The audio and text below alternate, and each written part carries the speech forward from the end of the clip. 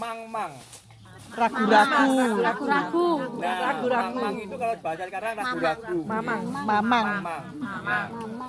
Mang-mang. Galau. Oh, galau. Ya. Kegalauan gitu ya. Bahasa kini sampai Nah, galau. artinya apa? Orang tidak boleh ragu terhadap keputusan Harus percaya raja. diri. Gitu. Yang terakhir sapata, kutukan.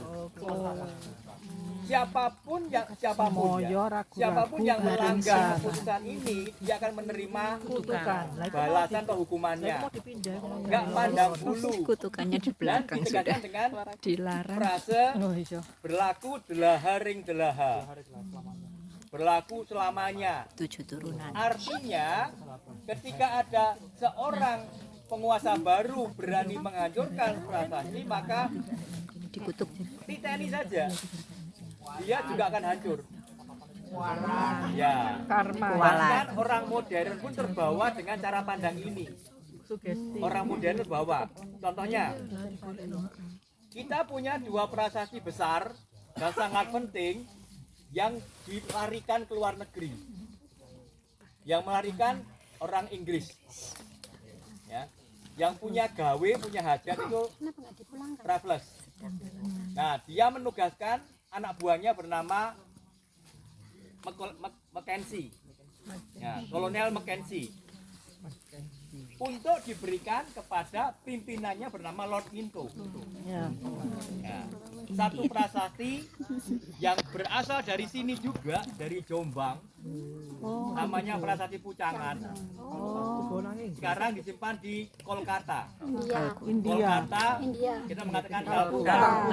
Calcutta. Atau dulu dikatakan sebagai Calcutta Stone.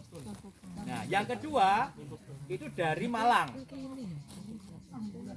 Nah, ditemukan di Malang, kemudian disimpan di halaman keluarga Minto di Skotlandia, sehingga namanya Minto Stone.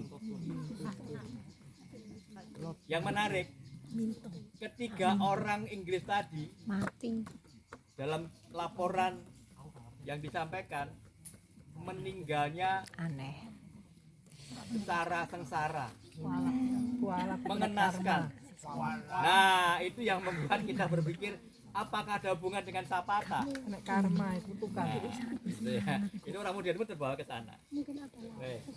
Sama Nah, ya. yang jelas kita harus pahami bahwa leluhur kita Semoyo. Ragu-ragu. menghasilkan prasasti itu bukan sekedar iseng. Ya.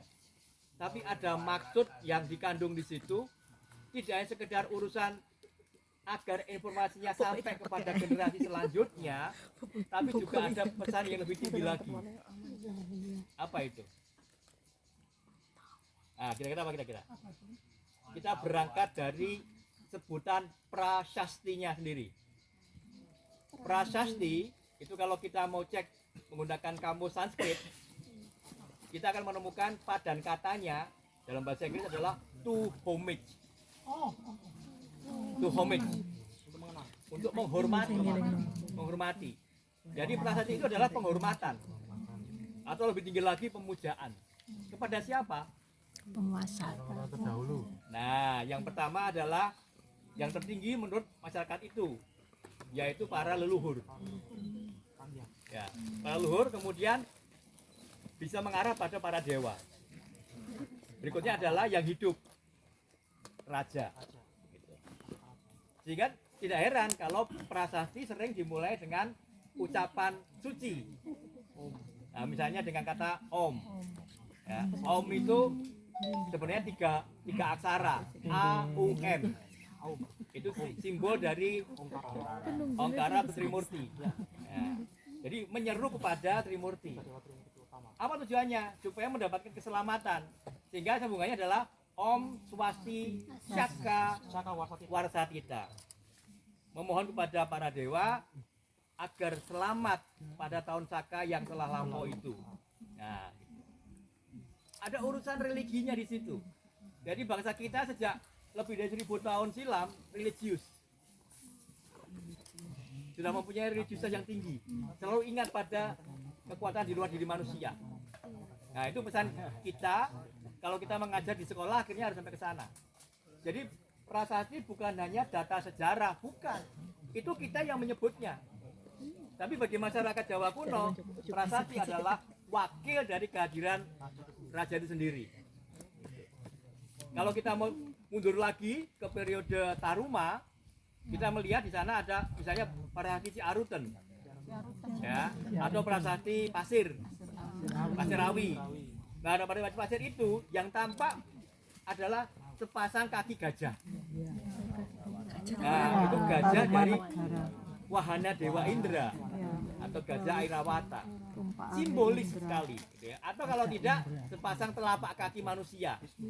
Nah, itu mengibaratkan kakinya Dewa Wisnu ya. Jadi prasasti itu tidak persoalan sekedar berita, tapi ada unsur religiusnya. Adapun di dalamnya terdapat ketetapan-ketetapan yang bersifat duniawi, memang begitu ya. Dan prasasti itu sebenarnya informasinya terlampau lengkap sebenarnya, terlampau lengkap. Kita mau ngomong soal administrasi ada, ngomong soal politik ada, ngomong soal ekonomi ada, ngomong soal termasuk pajak, ngomong soal agama ada, ngomong soal hierarki kepemimpinan ada, ngomong soal penataan masyarakat ada, bahkan ngomong soal poligami juga ada. Loh enggak, resmi ada. Sudah. Saya berikan contoh resmi poligami. Raja Medang yang sangat terkenal yang namanya Pusindo sampai dengan tahun ini sudah diperoleh data istrinya 3, resmi semua tertulis dalam prasasti. Ya, kalau yang Jaya 4 itu harus kita uji. Karena ada pertanyaan berat itu. Kalau masalah Wijaya istrinya 4 dan semuanya anak Kertanegara itu masih meragukan. Gimana meragukannya? Nah, ini cerita lain lagi. Nanti out of context itu nanti ya. Jadi nanti diperbincangkan berikutnya hari itu. Apaan? Ya.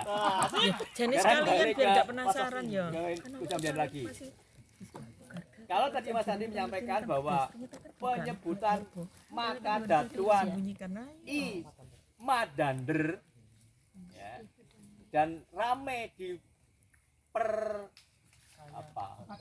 diperdebatkan ya, disebutkan oleh 2 kabupaten yaitu Bojonegoro dan Jombang, saling mengklaim bahwa yang disebut di dalam Pararaton Badander itu adalah Dander Jombang. Bukan Dander Bojonegoro. Dandernya Dander Bojonegoro. Karena ada Dander bahkan levelnya kecamatan. Iya. Ya. Tapi masukan dari Mas Andri tadi mind blowing itu. Mind blowing. Kenapa? Karena ada persoalan kebahasaan dulu. Di Pararaton jelas tertulis Badander. Ba pakai B. Sedangkan ini Madander.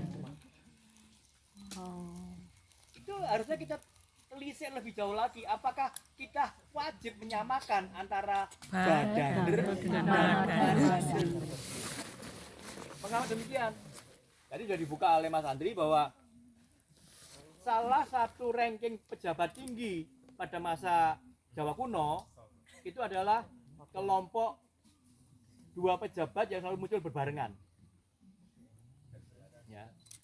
Salah satunya adalah Madander, kemudian ada lagi yang seiring dengan dia.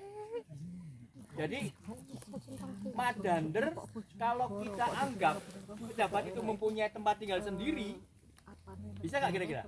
Punya keraton sendiri bisa nggak? Bisa. Nah, ini menjadi persoalan. Kenapa? Terminologi di sini menggunakan kata makadatuan,